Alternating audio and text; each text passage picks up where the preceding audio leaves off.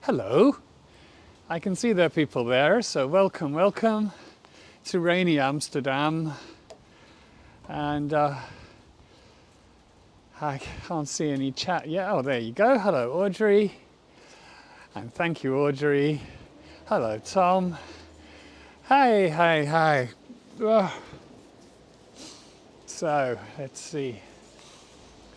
Let me know, hey Tish, if there is any water, rainwater on the lens.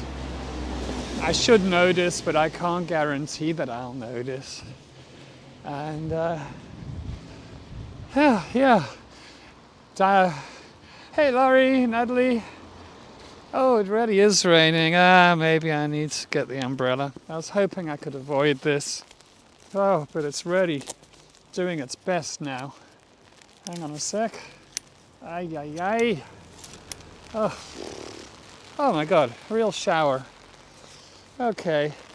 I've been so lucky, you know, with all these things. It's hardly ever that it rains, and it's a bit forecast now, and then it should be clear for most of the tour. Anyway, just crack on. So let's get rid of me. Ta-da! Hey, is Harriet here? Adrian! Tish, I said hello to Tish already. Natalie, hi. Look at this house over the other side there. I just think this is the most phenomenal property. What we're looking at today in this part of the Keizersgracht are a whole lot of massive houses.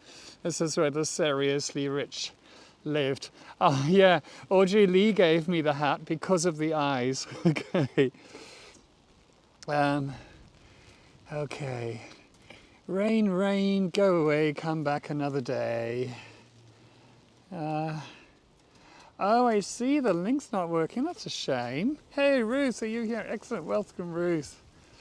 Sometimes I can't see the chat if I've got something light behind it. Yeah, I'll show you the hat again. There's the hat with a little side eye going on.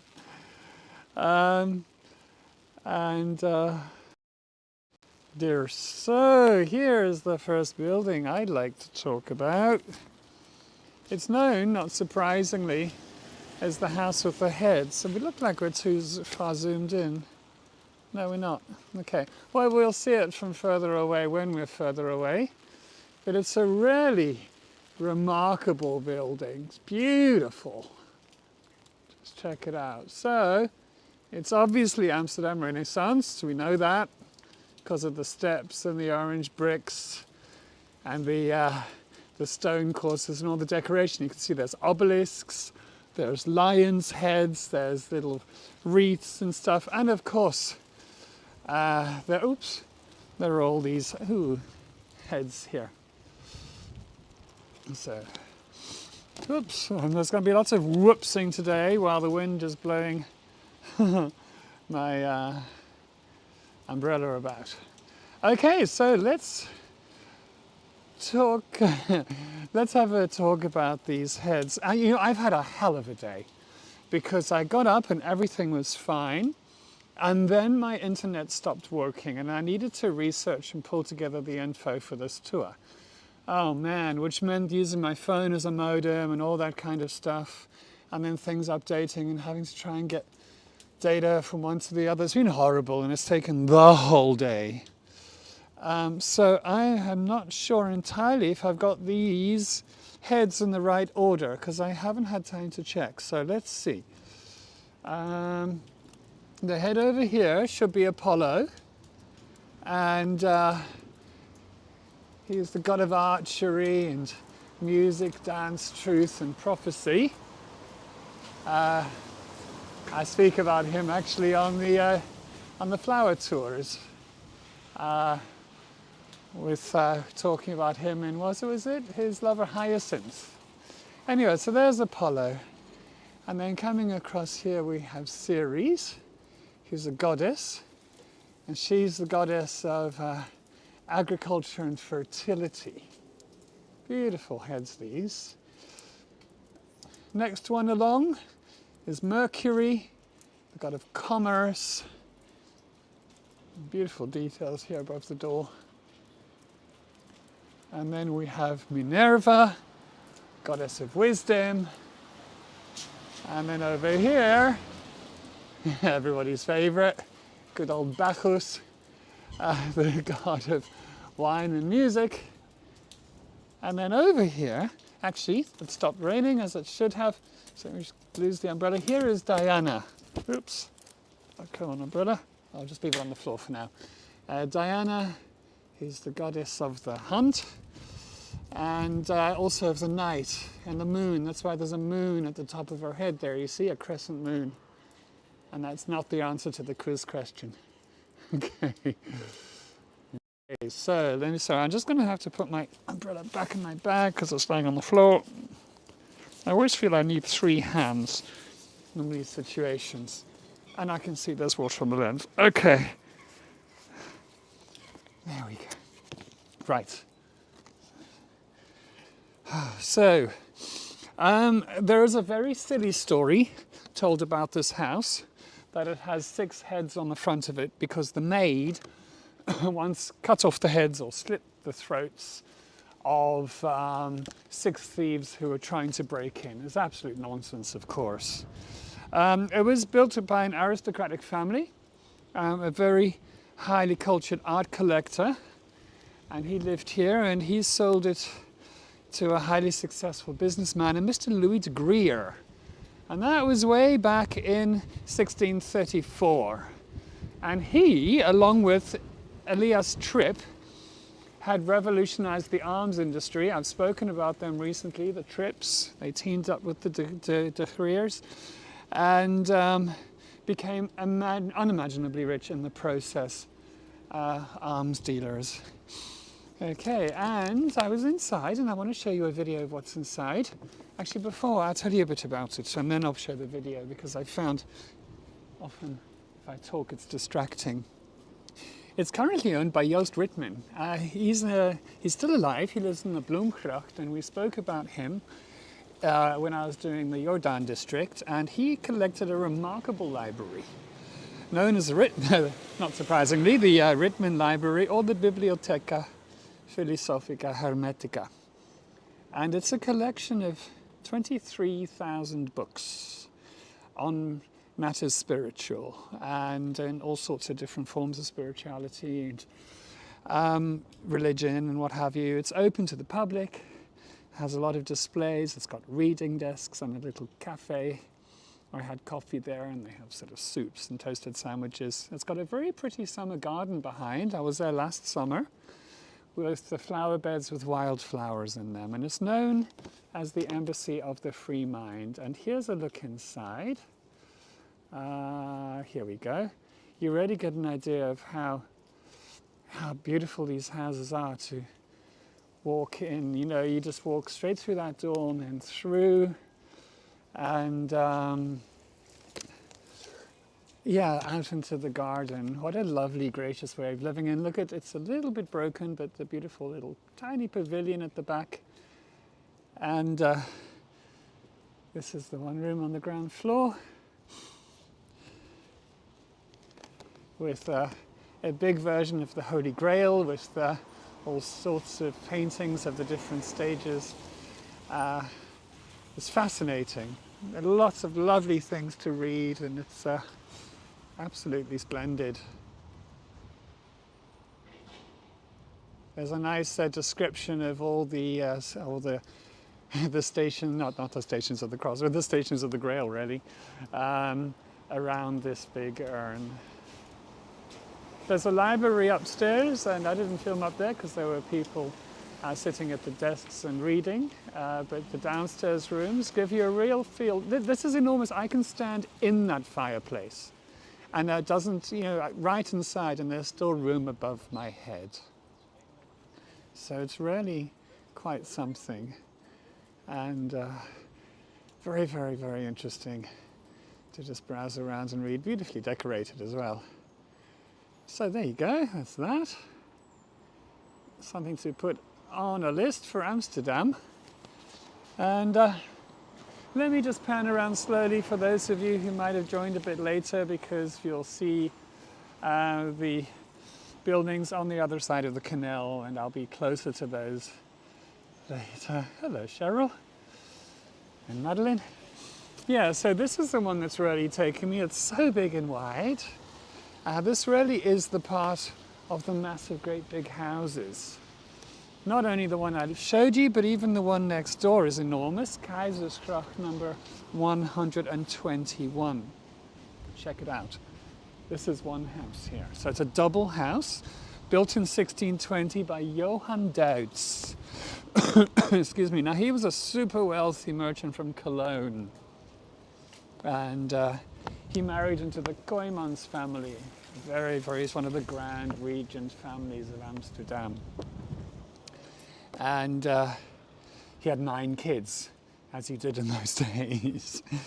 Talking mid-1600s. The Emperor of Austria gave his son Jean the sole rights to import quicksilver from Slovenia.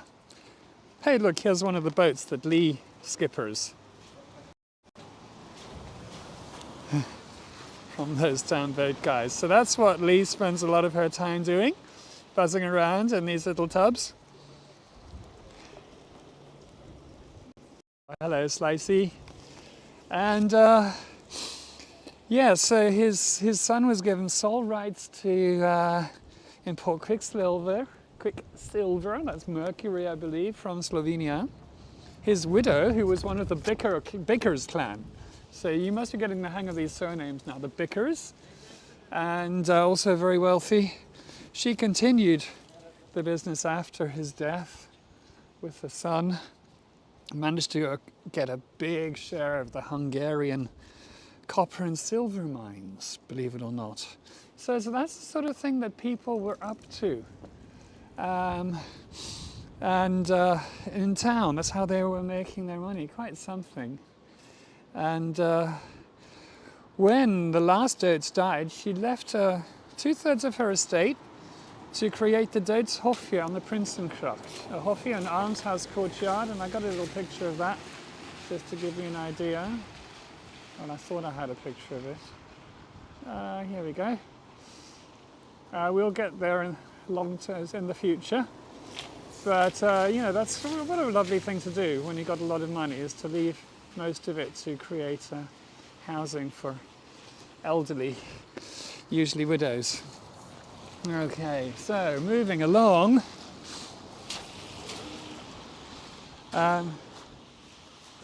Lovely building here. Also in the kind of Renaissance style, with these very jolly colours, number 117. You wouldn't believe it, but it was another massively wealthy fella who lived here. Abraham Vertels. He was born in Calais. Merchant. Really interesting little gable up here. So unusual, not unusual for the area. He traded with France and Spain, and he ran an insurance business. And when he died, it was said, I can't believe it almost looks a bit blue, the sky. It was said that he left 21 tons of gold. Can you imagine? That's a lot. Anyway, there's a lovely old picture of this house, and the reason I included it really is to show you the delightful car in front. Check it out, the quayside with such a charming car. Much nicer than the ones we have these days. Oops.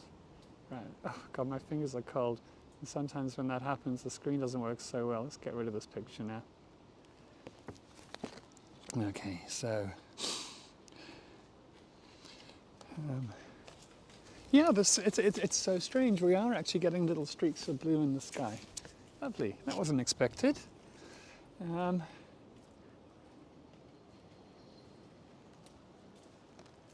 details here. Up the door. Beautiful. Must be quite something, you know, when you have a house like this. The maintenance cost is crazy, I guess, because you kind of got to keep it in good repair. Oh, and it's starting to rain again. Oh my God. No. You can't even take shelter under the trees because there's no leaves. Okay. I want to show you the front of this building. It says Algemene Vereniging Radio Omroer. Okay, now what's that all about? Well, in 1930, this was, and while I'm talking, I'll just do a slow 360 for you so you can see some other stuff. This was the HQ of a radio broadcasting company. Now, the Netherlands then was divided socially into what people called pillars. And different sections of society, and we're talking really basically Catholic, Protestant, Socialist and Liberal, had their own pillars. They had their own cafes, bars, libraries. Oh, there's water on the lens. Darn it. Shoot, hang on. Oh, now it's all gone haywire. Oh, wow, look at that. Yeah, it was very much a segmented society. People didn't marry marry between pillars even. It's very unusual. And then the radio came along. So the government sort of split up the airtime. Maybe it's water on my glasses. And they gave the Catholics the KRO, 20%, the Catholic radio broadcasters. No, I'm sure it's got water on the lens. No, there is water on the lens. I'm trying. I don't have any tissues, but I've got so many layers on, I can try and find a dryish layer. Okay, there we go. So the Catholic radio broadcaster, and then the Protestant Christians got 20% as well, the Dutch Christian Radio Association.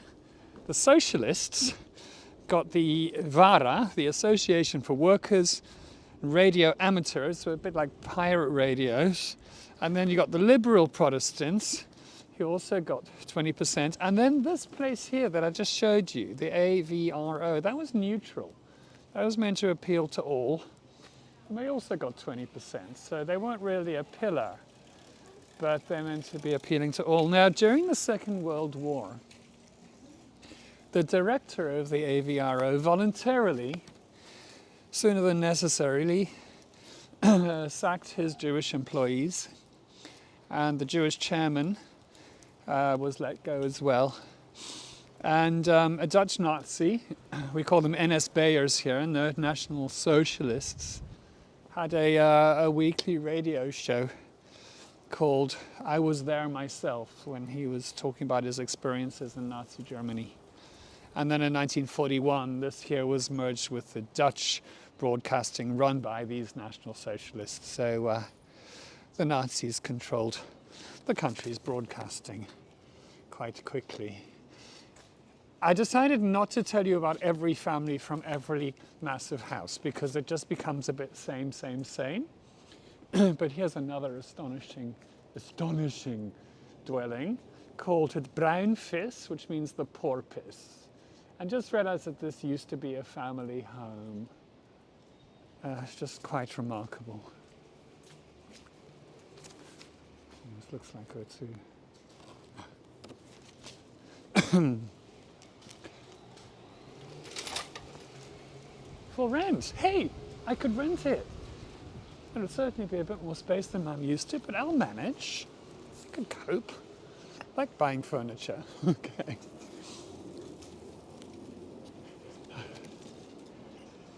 So where are we up to? Scary Sky. Yeah. I don't mind if it's a scary sky as if it's a dry sky. It works for me. Let's see if we get a nice sky view on this side as well. Oops, I'm already flinging you around today. Sorry, my fingers are cold.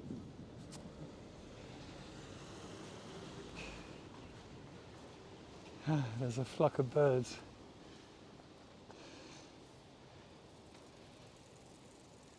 Beautiful, beautiful. I love it when there are no leaves on the trees on the canal belt. I really do. Okay. Time to get ahead, wear a hat. A pillar of the community? I don't think so. I think The pillar of the community sounds like somebody, well, very sort of solid and upright and upstanding. I don't think it had to do with the pillars in society. Anyway, this place here, the Red Hat, the Rode Hoed, is what it means. And I'll just get there and show you a picture of it. There's a gable stone that's been here since the 1600s. Over here. Not surprising, we have a red hat. Okay. There we go. And this type of hat, this design of hat, was actually made from felt, excuse me, that was made from beaver fur. Now, beaver fur would be black, and they would actually have had to have bleached it white and then painted it or dyed it red, which is very unlikely that this actually happened because, you know, red dye was hard to come by, possibly not even available then. And zoom out. Now, there was a large hidden church behind here, and I struggled. I wanted to get access to it, and I couldn't. During the week it was closed. And then I came a bit earlier here for this tour, and it was open, and it's a debating centre now, so I just popped inside and I said, do they mind if I take a quick vid? So here's the inside. I wasn't expecting to be able to show you this. So 3 levels of pillars, Tuscan at the bottom and Doric in the middle, and Ionic at the top. It was decided that to have Corinthian would be a little bit too fancy for a Protestant church, because even though this church was a hidden church, it was actually a Protestant church, which is unusual, because most of the hidden churches were Catholics. Now, the reason it was a Protestant church is that the Protestant community was quite, well, it wasn't really a community, it was quite fragmented. Excuse me, in the 1600s. And there were sort of offshoots, and there were remonstrants and the counter-remonstrants. All a bit confusing, really. The remonstrants were more liberal. They were kind of religiously tolerant. They embraced Christian humanism. And a very famous remonstrant was a very, very wonderful man called Johann van Oldenbarneveld. And I have a picture of him. No, I don't have a picture of him. Sorry, I've had a difficult day with computers. Anyway, it doesn't really matter what he looked like. He was important in the Dutch struggle, you know, breaking away to make a republic. And the second generation of Prince of Orange leading that struggle sided against him. He was a remonstrant. The Prince of Orange, did I say Wales? I meant Orange. Sided with the counter-remonstrants and actually allowed a kangaroo court in The Hague to sentence Van Oldenbarneveld to death, and he was beheaded scandalously. And his last words to the crowd were, "Men, do not believe I am a traitor. I have acted sincerely and piously as a good patriot, and I shall die this way." And so he did. Now, Amsterdam refused to persecute the remonstrants, which is why they ended up building that church there. Let me show you a drawing of how it was. The plans of the original one was quite something.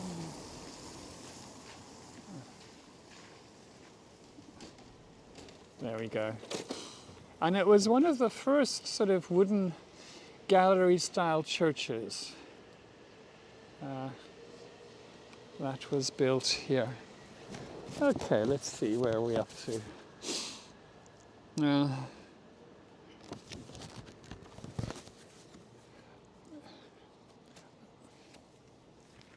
Oh, I've lost the chat. Where's the chat gone? Oh, there you are. Too many steps. Oh, you mean too many steps with the big houses? Yeah, probably. Not too keen on too many steps.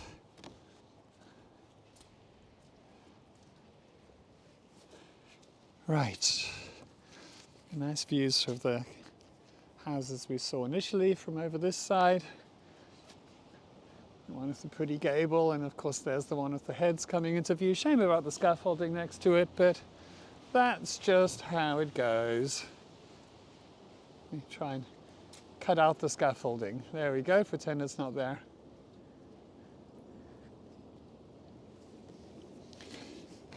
You know, I suppose if you had a house like this one here, Adrian, there would be a lot of steps, but it's so big, you could have an elevator. So that would solve that problem. Okay, so to bring us slowly around this way, there's a house behind me called the Green Helmet. Because no doubt there used to be one somewhere, but there isn't now. Let's see if anybody comes rushing out, complaining that I'm pointing a camera towards a building. In the mid-1600s, there was a Danish doctor, a physician and a merchant, Baron von Vesterwijk, and he lived here. And he formed, with some other Amsterdam traders, an arms company, a weapons company, supplying the Danish king. This was during a war with Sweden. It started in 1644. Now, while De Geer and Tripp, that partnership, was supplying arms to the Swedes, this guy and his partnership were supplying arms to the Danes. And they were all living in Amsterdam, all knew each other, no doubt. And of course, all the money was coming to Amsterdam. And this house here is where the Danish king, Christian V, actually visited 3 times in one of his European tours. Now, there's a plaque on the side here. We saw one about a poet last week. And this plaque here tells us that this is where the architect Hendrik Petrus Berlage was born. He's the architect who sent bits of his stuff, who took us into the modern world of architecture here. Oh, the rental, yeah. And so he was a famous architect, so he's remembered by that. Okay, where are we? This is another massive building.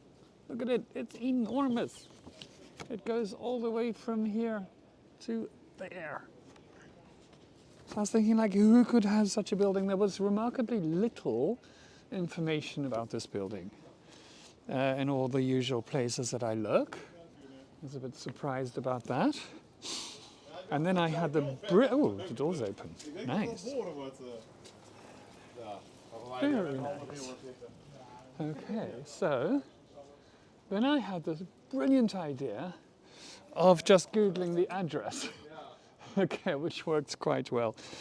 I found out a little bit about it.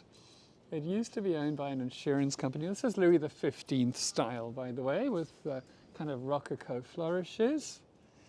And it was bought in its entirety by Swiss Life Asset Managers and led primarily to a fintech company. Now I had to look up what a fintech is, and that meant financial tech sort of thing. Beautiful marble everywhere, as you would imagine. And it's 3,300 square meters, and that's over 35,000 square feet, for those of you who work in square feet. I always think when I see houses like this, gosh, it could be like 40 apartments. I mean, we have a housing shortage, but it's not. But remarkable place, isn't it? Okay, so moving on.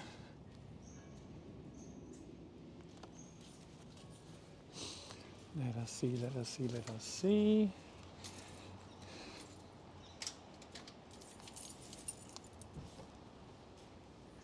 Number 138 is, it's kind of difficult to tell the numbers sometimes, they're quite discreet. I think it's this one here. Oh, it is this one.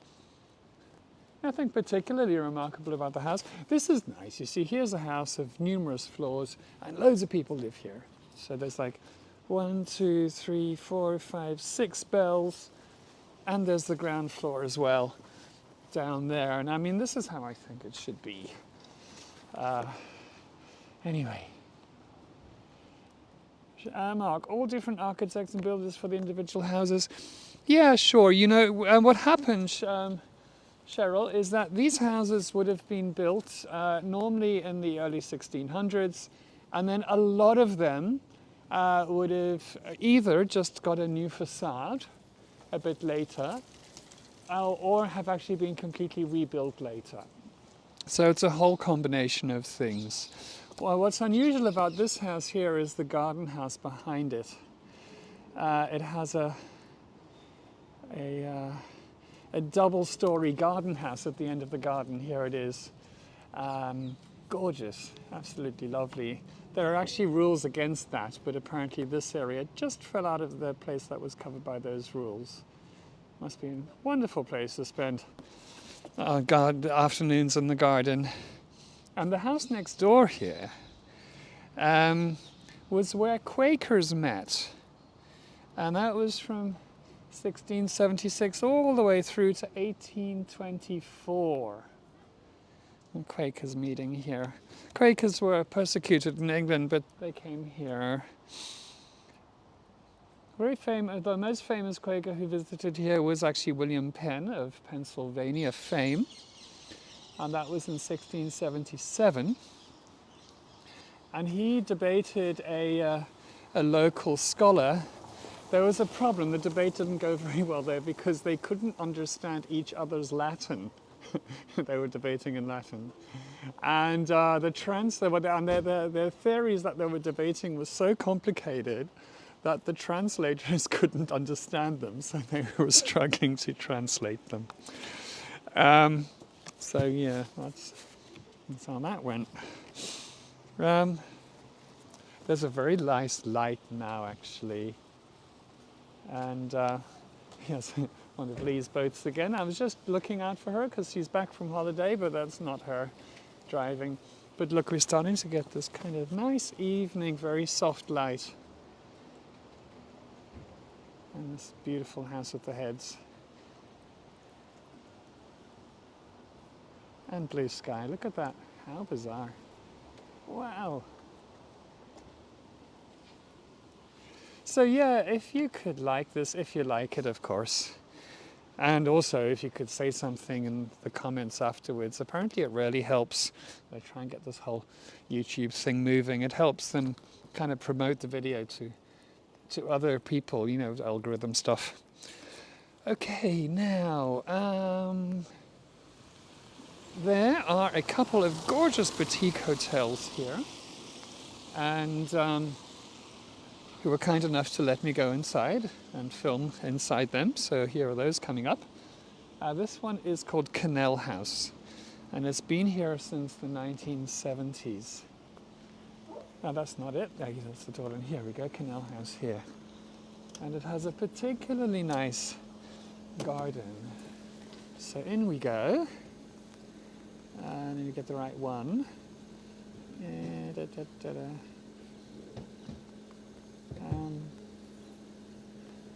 Canal House, here it is. So I'm just struggling here.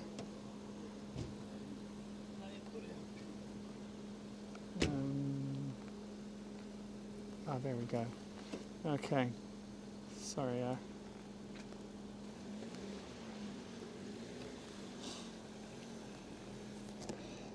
As with all of them, a corridor along the side or along the middle.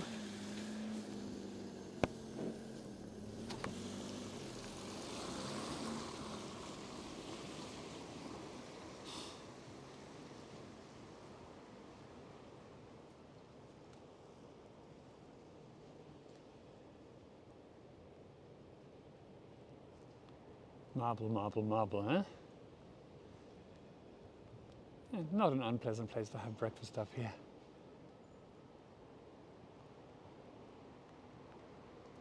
If you look up this one, Canal House, and then also look up the Toren, the next one, and have a look at on the website, you'll see the most beautiful rooms, very sumptuous, lots of lovely colours, and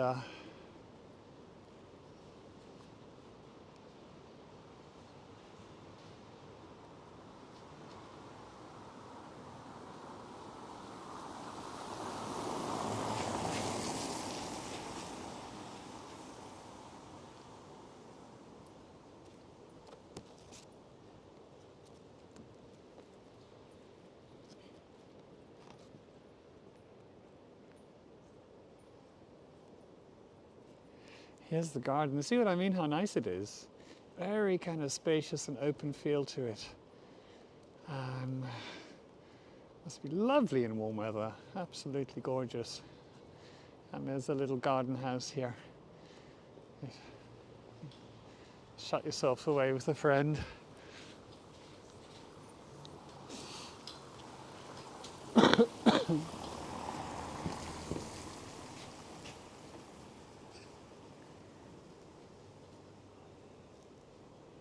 So, nice entrance as well, huh? Very kind of welcoming. Makes me want to dive inside and have a beer.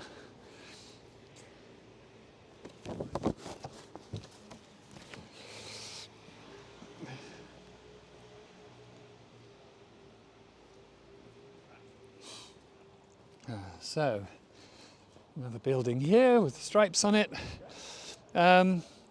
This was the first home of what's called the VU, the Vrije Universiteit, which is like the free university.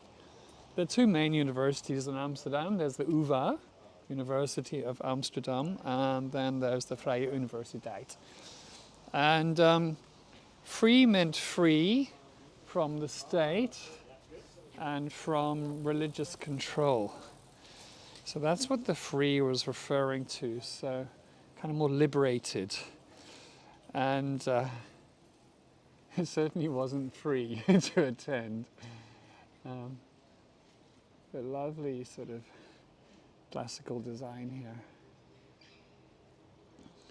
And a long time ago in the 1600s, there were ceiling paintings made, and here are some of the ceiling paintings of flora and then the four seasons in the corners. So this is looking towards the corner.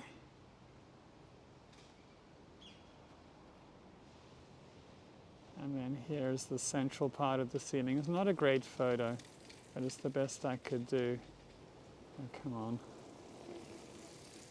And I lightened it a bit. The patches on it are where it's been restored. So those were the first places where the restoration was done just as a test. But I lightened the whole thing just so that we could see them more. So yeah, so many things. And here's the Toren Hotel. I'm a big fan of the Toren. It's a lovely hotel. It's a family hotel since 1968. And when they converted into a hotel. Those chandeliers, how lovely they are. And another video, so let me get that one going. Here we go, this is it.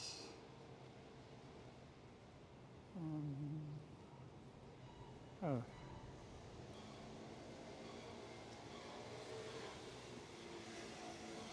In we go.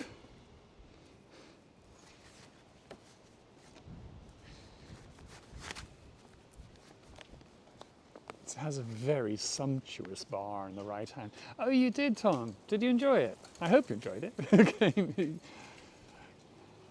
Look how gorgeous this is.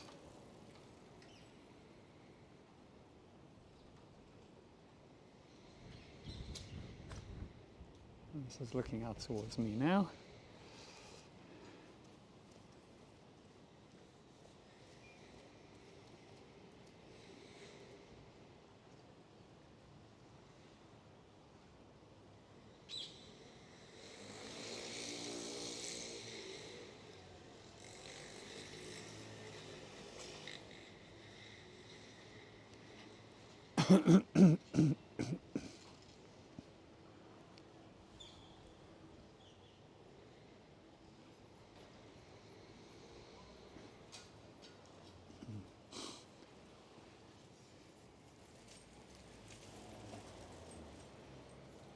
Yeah, very much. Ooh, runny. Very croaky. And another garden. So yeah, very and this is so well located as well. You know, it's a really nice part of the city to stay in, because it's relatively close to all the good stuff.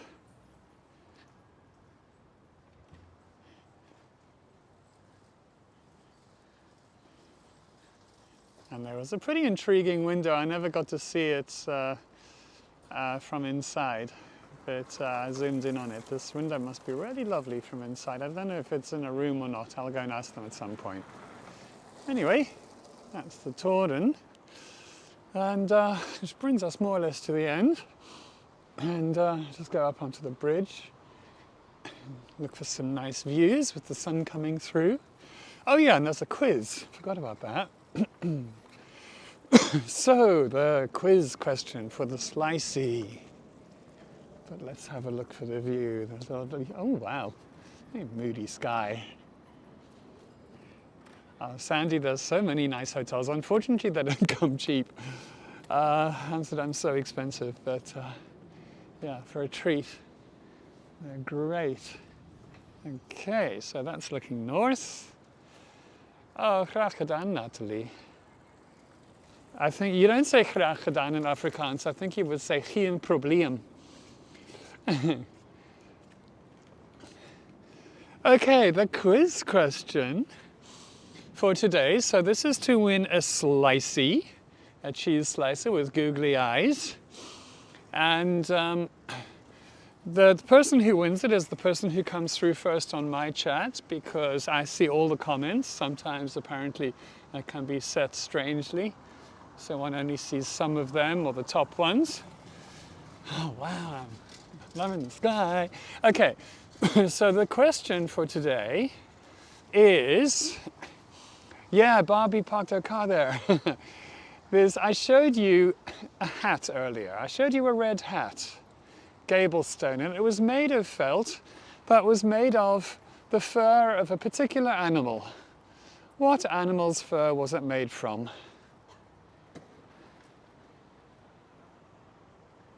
So what animal's fur was the felt of the red hat made from?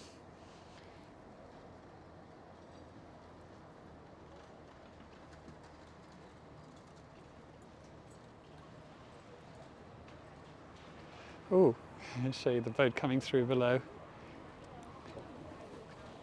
This is one of the Pure Boats boats. Excellent. Who's who? Okay, let me just have a look who got it. So, Natalie, Natalie, do you have a slicey? I can't remember. I do forget. So the person I have coming through first is Natalie Alexandre. Do you have a slicey or not? Is the question. Oh, they are so sweet. They are really lovely.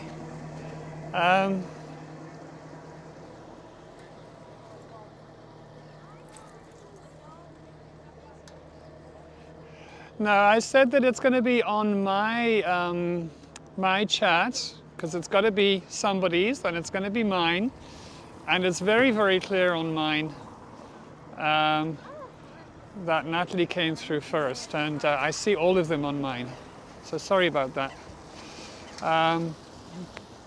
Well, Natalie, you were on mine, okay, but you already have one, okay. So then it can go to the next person, who is Wang.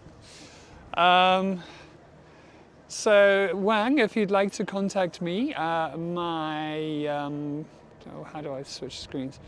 My email address is in the description of the tour, and if you just send me a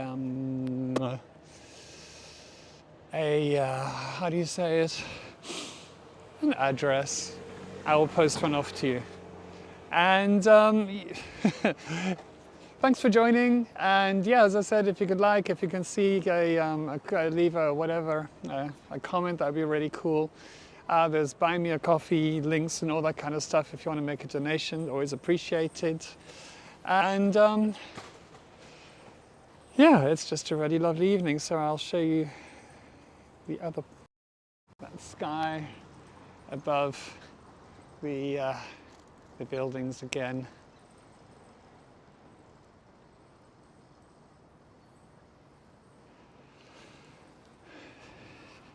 Hey, you know what I haven't done for ages? There's a little puddle shot. Okay, I'm going to do this. I don't know how it's going to work. If the camera is going to, if the image is going to go sideways, let's see.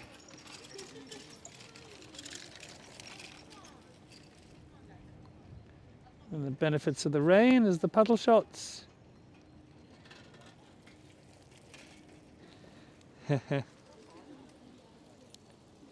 Oops.